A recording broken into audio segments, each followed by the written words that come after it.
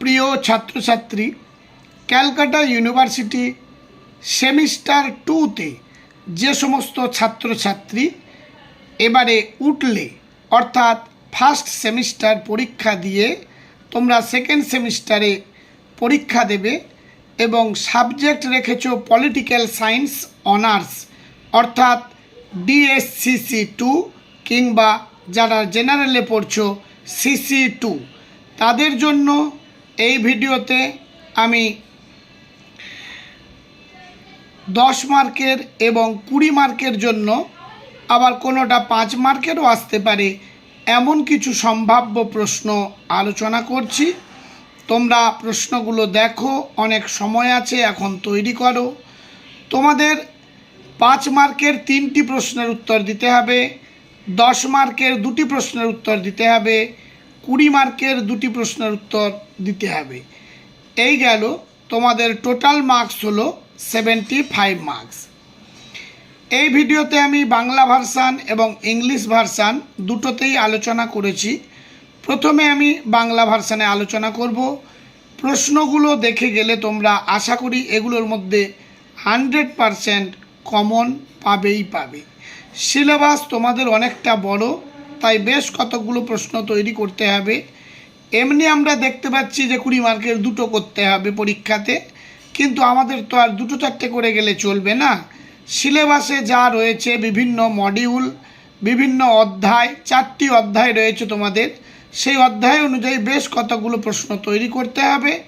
আপাতত এই প্রশ্নগুলো, তারপর যখন প্রথম পরীক্ষায় রুটিন ঘোষণা হবে, ডেট ঘোষণা হবে, তখন আমরা আরেকটা একেবারে সাজেস্টিভ আসার সম্ভাবনা 100% বেশি, কম করে কিছু প্রশ্ন আলোচনা করব। আপাতত দেখো, বাংলা ভার্সানে আলোচনা করছি, পরে ইংলিশ। 1 নম্বর প্রশ্ন, ভারতের গণপরিষদের গঠন ও কার্যাবলী আলোচনা করো। 2 নম্বর প্রশ্ন, ভারতের সংবিধানের প্রস্তাবনার প্রকৃতি ও তাৎপর্য আলোচনা করো।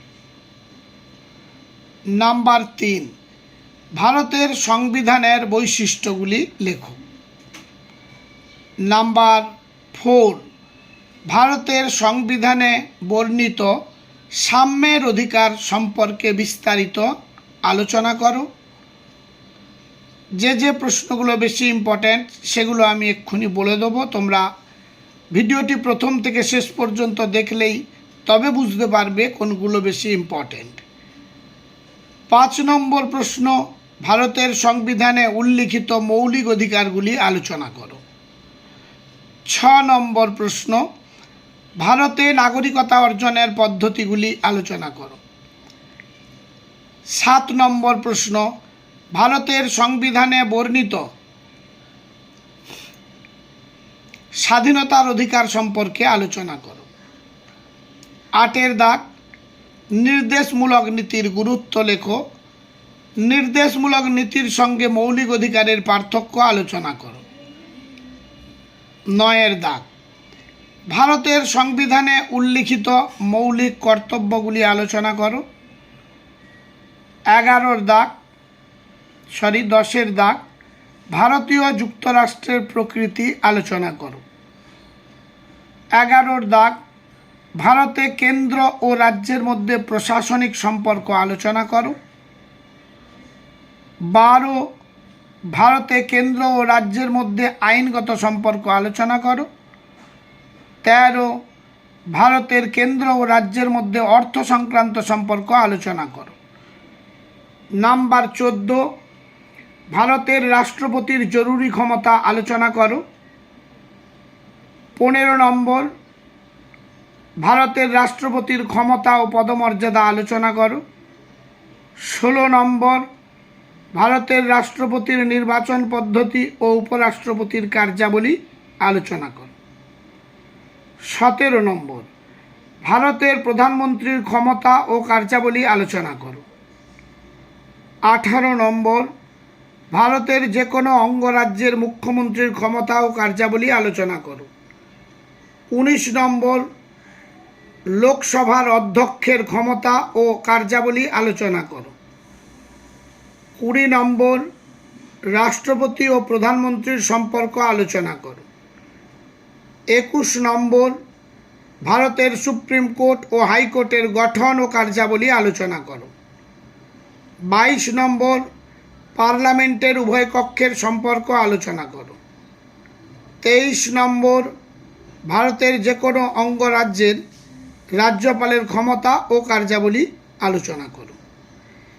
এই প্রশ্নগুলোর মধ্যে যে প্রশ্নগুলো ভালোভাবে তোমরা তৈরি করবে সেই দাগ নম্বরগুলো আমি একবার আলোচনা করে দিচ্ছি। 1 দাগের প্রশ্ন ভালোভাবে পড়বে, ভারতের গণপরিষদের গঠন ও কার্যাবলী। 2 নম্বর 4 দাগের প্রশ্নটা ভালোভাবে তৈরি করবে, ভারতের সংবিধানে বর্ণিত সাম্যের অধিকার আলোচনা করো।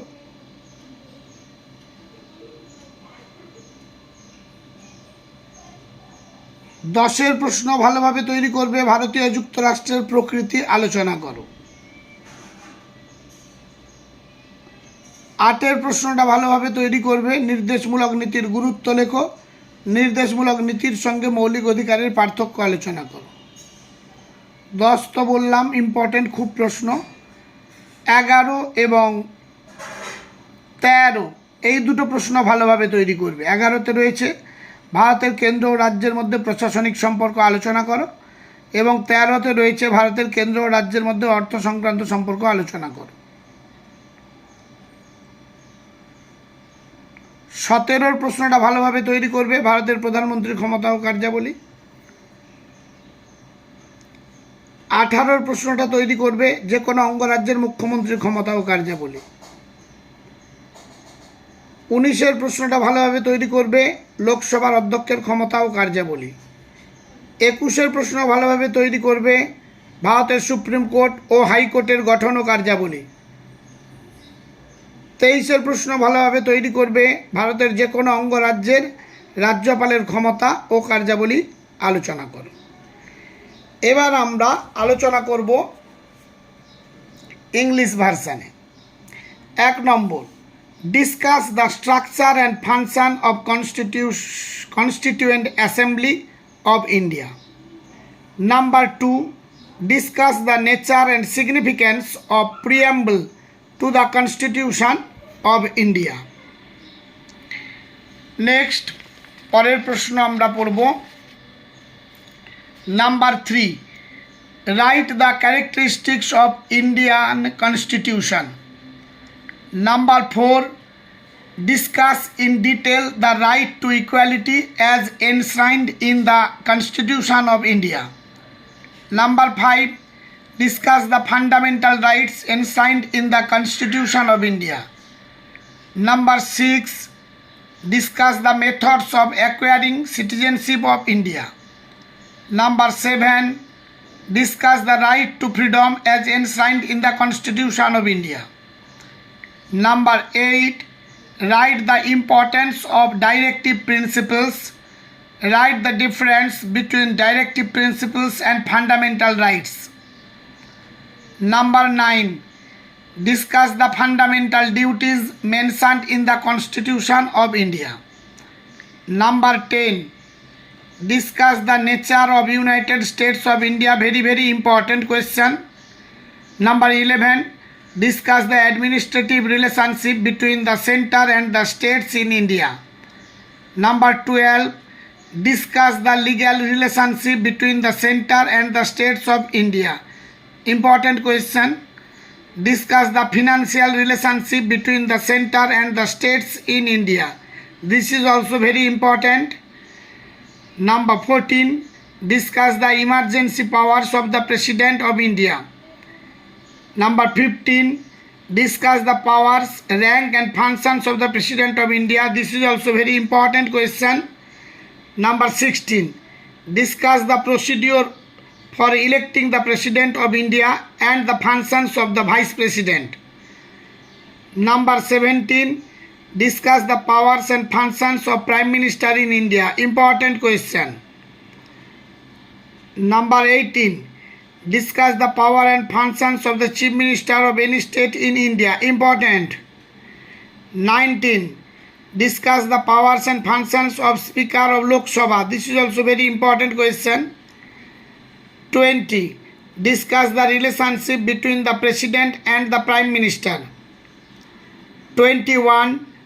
Discuss the structure and functions of Supreme Court and High Court of India. 22. Discuss the relationship between the two sides of parliament. 23. Discuss the power and functions of the governor of any state in India. এই প্রশ্নগুলো দিলাম, এগুলো তোমরা এখন থেকে তৈরি করো। প্রতিটি প্রশ্নেই তোমরা কমন পাবে। মনোস্বর কোচিং ভবানীপুর চ্যানেলটি সাবস্ক্রাইব করে লাইক করতে ভুলে যেও না, তাহলে বন্ধুরাও বিশেষ উপকৃত হবে। এই চ্যানেলে দেওয়া যে সমস্ত প্রশ্নগুলো একেবারে ভরসা রেখেই তোমরা তৈরি করতে পারো, কারণ আগে তোমাদের দাদা দিদিরা নিশ্চয়ই ফলো করেছে, তাদের থেকে জিজ্ঞেস করে চ্যানেল নির্বাচন করে নেবে। আর বিশেষ কিছু বলার নেই। আবার দেখা হবে পরবর্তী ভিডিও নিয়ে এলে। আজ তাহলে এই পর্যন্ত।